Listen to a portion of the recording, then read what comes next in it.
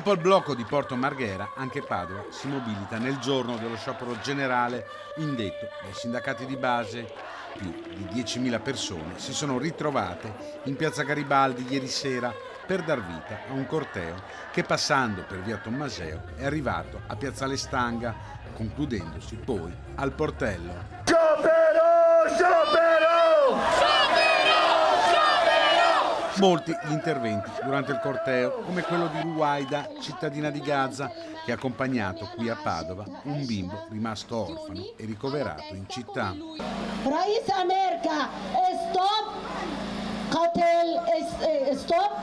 killed the children. Dopo la manifestazione di lunedì mattina in Prato della Valle, che ha visto radunarsi più di 300 tra mamme, bambini e studenti, un altro momento di mobilitazione per la pace ha invaso le vie di Padova, coinvolgendo associazioni e tante famiglie. Siamo qui per manifestare contro un genocidio e basta, direi che non serve a dire altro, e contro l'invio delle armi a Israele e in generale l'economia del genocidio. Forse dovevamo farlo prima. Cosa dice?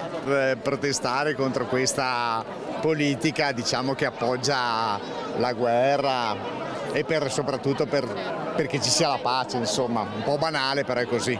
Dopo il blocco di Porto Marghera, i manifestanti hanno voluto bloccare anche il piazzale della Stanga, luogo simbolico e nodo logistico di Padova, un blocco pacifico culminato con i fuochi d'artificio.